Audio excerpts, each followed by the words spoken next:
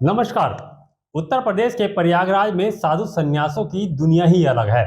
कोई कंदराओं में रहता है, कोई पहाड़ों में रहता है, तो कोई कभी कभी नजर आता है। लेकिन प्रयागराज में लगने वाला महाकुंभ एक ऐसा सनातनी समागम है जहां देश दुनिया के कोने कोने में रहने वाले तमाम साधु सन्यासी एकजुट नजर आते हैं, या कहें कि सिर्फ कुंभ में नजर आते हैं। इनमें से कुछ साधु ऐसे भी हैं जो अपनी अलग ही पहचान रखते हैं। 48 दिनों तक चलने वाले इस मेले में लाखों श्रद्धालुओं और आध्यात्मिक साधकों के आने की उम्मीद है। आज हम न्यूज 14 टुडे पर आपको 5 ऐसे अनोखे साधुओं के दर्शन कराएंगे जो श्रद्धालुओं और अघोड़ियों की भीड़ में अपनी अलग ही पहचान बनाए हैं।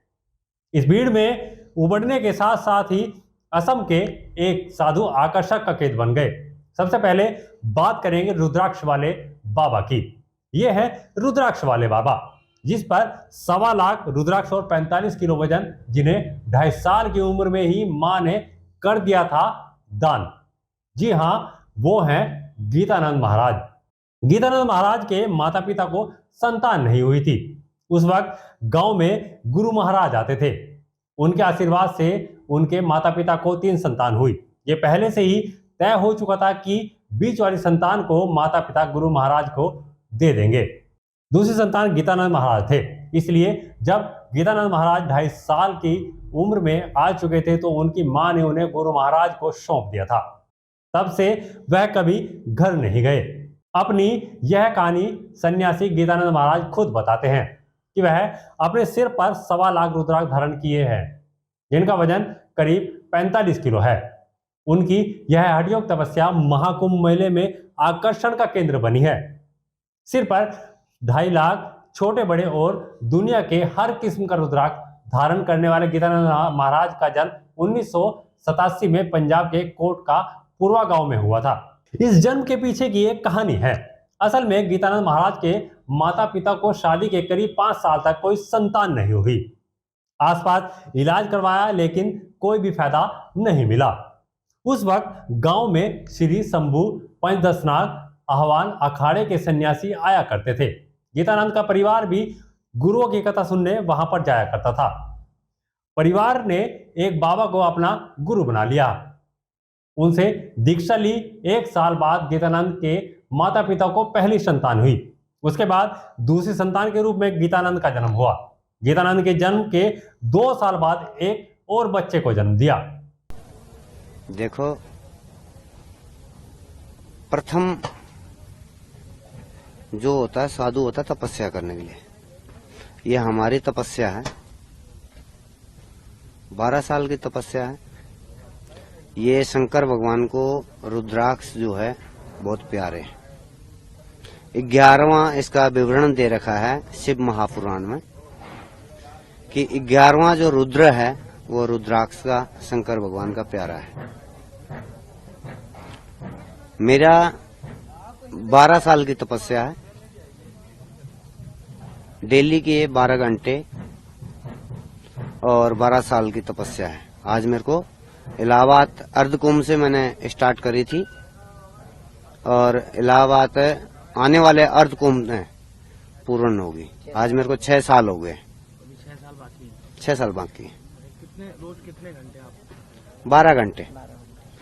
हाँ। कितने क्या वेट इसका? 45 किलो वेट है। 1.25 लाख रुद्राक्ष का मैंने संकल्प कर रहा था। 1.25 लाख रुद्राक्ष बनते हैं 925 माला में, और इसमें रुद्राक्ष कम से कम 2,500 से ऊपर हैं। 2.25 लाख से भी ऊपर जाते हैं। कितनी बड़ी इतना वेट उठाना बड़ी चुनौती थी। देखो, साधु बने हैं, गुरु महाराज का नाम खातिर एक तपस्या करने के लिए साधु बने हैं। तपस्या ही हमारा कर्म है। देश कल्याण के लिए, देश हित के लिए, सनातन धर्म के लिए।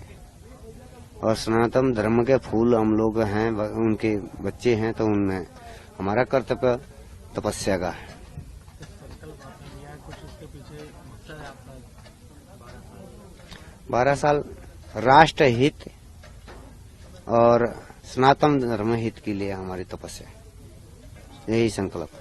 इसका वजन क्या अभी और बढ़ता जाता है? लोग लगाते हैं, कहते हैं देखो कई ऐसी चीजें हैं। हमने आपको कहा कि हमारा 1.25 लाख का संकल्प था। हमने ये शुरू करी थी जब 11 किलो वेट से शुरू करा था। अब इस टाइम पर 45 किलो वेट है, और पर बाकी गुरु महाराज की इच्छा और परमात्मा की इच्छा के अनुसार जो है, जब तक तपस्या पूर्ण होगी जब तक चलती रहेगी। अगले अर्थ कुंभ में जो है हमारे पूर्ण होगी, और जब तपस्या पूर्ण होगी तो यहीं अर्थ कुंभ में इसका महाकुंभ में दूसरे नंबर के बाबा आते हैं महाकाल गिरी बाबा, जो इन दिनों सोशल मीडिया पर पूरे छाए हैं। महाकाल की नगरी उज्जैन के महाकुंभ में आए महाकाल गिरी बाबा वर्षों से एक हाथ ऊपर रखने की वजह से मीडिया से लेकर सोशल मीडिया तक चर्चाओं का केंद्र बने हुए हैं। जिनके पास तमाम मीडिया वाले जा रहे हैं और उनसे सवाल जवाब भी कर रहे हैं। ऐसे में उनके पास एक पत्रकार पहुंचा और बाबा से सवाल किया, बाबा कब से आप महाराज श्री सन्यासी संप्रदाय में शामिल हुए? जिस पर बाबा जी ने जवाब दे दिया, बचपन से ही। इसके बाद पत्रकार ने एक और सवाल दाग दिया, महाराज जी आप लोग कौन सा भजन करते हैं भगवान का? क्या गीत गाते हैं? इतना सुनते ही महाकाल गिरी बाबा भड़क उठे, बगल में रखा चिमटा उठाया और बेचारे पर दे दनादन चिमटा बजा दिया। पत्रकार ने वहां से रफू चक्कर होने में एक पल भी देरी नहीं लगाई और तुरंत भाग खड़ा हुआ। उसके बाद सोशल मीडिया पर यह वीडियो तेजी से वायरल होने लगा।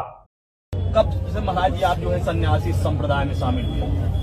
बचपन से ही है। बचपन से महाराज जी? और क्या देकर? महाराज जी कौन सा आप लोग जो है भजन करते हैं भगवान का, क्या गीत? तो कहते हैं समझ दिखाएंगे, चलो कैसे भाव तुम्हें सबको बहुत ही बातें करेगा सहारा, इसी में कल में तुम्हें देख रहे थे। हाँ साला दिख रहा संतों को फाटे गलत बोलने का मार तो चिमटा। कब से महाराज जी आप जो है सन्यासी संप्रदाय में शामिल हुए? बचपन से ही है। बचपन से महाराज जी? और क्या देकर? महाराज जी कौन सा आप लोग जो है भजन करते हैं भगवान का, क्या गीत? तो कहते हैं समझ दिखाएंगे, चलो कैसे भाव तुम्हें सबको बहुत ही बातें करेगा सहारा, इसी में कल में तुम्हें देख रहे थे। हाँ साला दिख रहा संतों को फाटे गलत बोलने का मार तो चिमटा। महाकुंभ में धुनी जमाए बैठे बाबा महाकाल गिरी सालों से चली आ रही तपस्या की वजह से उनके हाथ के नाखून भी बहुत ज्यादा बढ़ गए हैं। तपस्या में नाखूनों को नहीं काटा जाता, उनकी जटाएं भी बढ़ गई और शरीर मरे मुर्दे के समान हो चुका है। और वह इस भूमि में उद्धार के लिए तपस्या कर रहे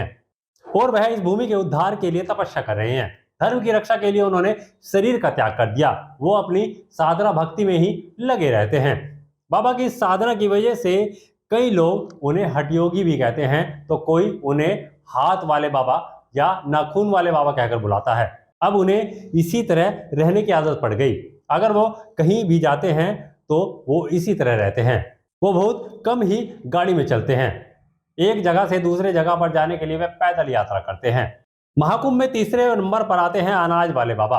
संतों और श्रद्धालुओं के इस महासंगम में कई ऐसे साधु संत भी पहुंच रहे हैं जो अपनी वेशभूषा, तौर तरीका और स्टाइल से लोगों का ध्यान खींच रहे हैं। प्रयागराज में कहीं बांह ऊपर उठाए खड़े हैं तो कहीं अग्नि के आगे भस्म लगाकर ध्यान में बैठे हैं। एक बाबा ऐसे भी है जिन्होंने अपने सर पर फसल उगा रखी है। यह है अनाज वाले बाबा, जो पिछले 14 सालों से अपने सिर पर गेहूं, सरसों और दूसरे अनाज की फसलें तैयार करते हैं। महाकुंभ में पहुंचे अनाज वाले बाबा का कहना है कि वो सर पर उगी फसल को प्रसाद के रूप में भक्तों को बांटते हैं। बाबा का कहना है कि मौनी अमावस्या पर वो फसल का प्रसाद भी बांटते हैं। ये रहेगा तो हमको एक रोटी मिलेगा, कहीं इलाके में जाएंगे टिक्कर मिलेगा, और हमको धन दौलत रुपया पैसा नहीं चाहिए। ये हमारा 14 साल का अड्डा है। इसी जगह पर हमें 14 साल आप लोग देखते होंगे, हर महीने, हर साल, प्रतिदिन। ये 2023 में हमने जो है वायरल होकर यहाँ से गए इसी अड्डे से। तब से हम इसी साधना पर बैठे। ये साधना हमारा इन साल 14 साल पूरा होगा। इस बार हमको अपने गृह में जाना है, जहाँ हमारी जन्मभूमि है। तो 25 का पूजा कर लेंगे, इनका अनाज का यहाँ प्रसाद बांट लेंगे। उसके बाद हम यहाँ से अपने रेणवा खाड़ी, कुराई घाट, मारकुंडी, सोनभद्र में अब चौथे नंबर के साधु की बात करेंगे। वैसे तो देश भर से साधु संत और सन्यासी कुंभ क्षेत्र में डेरा डाल चुके हैं। इस दौरान यहां आने वाले तपस्वियों के अनूठे व्रत और चमत्कार लोगों को आकर्षित कर रहे हैं। इन दिनों महाकुंभ मेले में असम के कामाख्या पीठ से आए गंगापुरी महाराज उर्फ छोटू बाबा चर्चा का विषय बने हुए हैं। दरअसल महाकुंभ में आसाम से आए गंगापुरी महाराज का कद महज 3 फुट 8 इंच का है। बताया जाता है कि उन्होंने 32 सालों से स्नान नहीं किया और यह उनकी एक खास प्रतिज्ञा का हिस्सा है। 57 वर्षीय गंगापुरी महाराज बताते हैं कि मैं गंगा में स्नान नहीं करता क्योंकि मेरी एक इच्छा है जो पिछले 32 वर्षों से पूरी नहीं हुई। मैं गंगा में स्नान नहीं करूंगा। 3 फुट 8 इंच लंबे छोटू बाबा ने इस आयोजन का हिस्सा बनने पर अपनी खुशी जाहिर करते हुए कहा कि यह मिलन मेला है जो आत्माओं को जोड़ने वाला है और इसलिए मैं यहाँ पर आया हूँ। 30 साल हो गई हम नहाते नहीं, हमारी एक अरमान है जब पूरा हो जाएगा हम तब नहाएंगे। संकल्प आपने लिया? हम संकल्प ले लिया। अभी आपकी आयु कितनी हो गई है? आयु कोई बोल सकता है, हम आप भी डूब के मर सकती हूँ। नहीं नहीं, अभी आपकी उम्र कितनी है? उम्र बोलो, यही बोलो। हाँ, उम्र 57 ईयर्स। 57 ईयर्स। और आपने दीक्षा कब ली महाराज जी? कितने साल हो गई? एक दीक्षा 9 साल का हुआ। 9 साल उम्र में एक दीक्षा हुआ काली मैया की। 14 में और इलाहाबाद उज्जैन का कुंभ मेला आया था। 13 की आपदा के बाद 14 में कुंभ।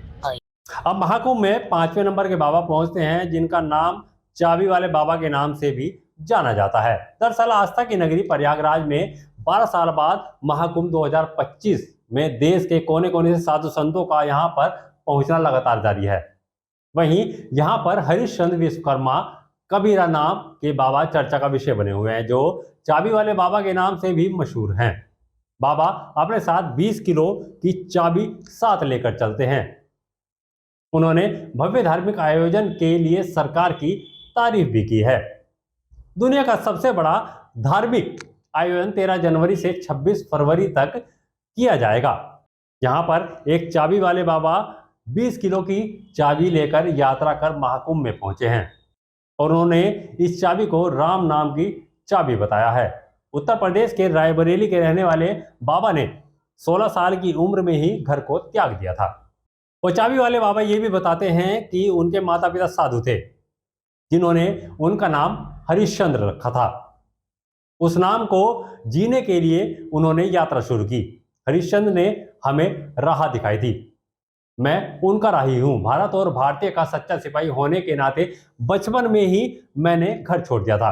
अपनी राह बनाने और सत्याचरण कर जीवन में मुक्ति धारा पाने की कोशिश की है। कुंभ मेले का आयोजन 12 साल में एक बार होता है। ऐसे में इनका बेसब्री से इंतजार रहता है। संगम का अर्थ मिलन होता है। यह वह स्थान है जहां तीर्थ पवित्र नदियां गंगा यमुना और अदृश्य सरस्वती आपस में मिलती है। भारतीय धार्मिक स्थलों में संगम को सबसे पवित्र स्थानों में से एक माना गया है। प्रयागराज एक दिन के लिए विश्व का सबसे ज्यादा आबादी वाला शहर बन गया है। एक दिन के लिए प्रयागराज की आबादी 4 करोड़ के पार कर गई। मकर संक्रांति पर यहां करीब 3.5 करोड़ लोगों ने स्नान किया। जिले की आबादी करीब 70 लाख जोड़ ली जाए तो प्रयागराज में एक दिन की संख्या 4.5 करोड़ हो जाती है। अगर आप ये खबर फेसबुक पर देख रहे हैं तो वीडियो को लाइक करके पेज को फॉलो करें। इसके अलावा अगर आप इस खबर से यूट्यूब के जरिए जुड़े हैं तो चैनल को सब्सक्राइब करके बेल आइकन दबाना बिल्कुल ना भूलें। नमस्कार।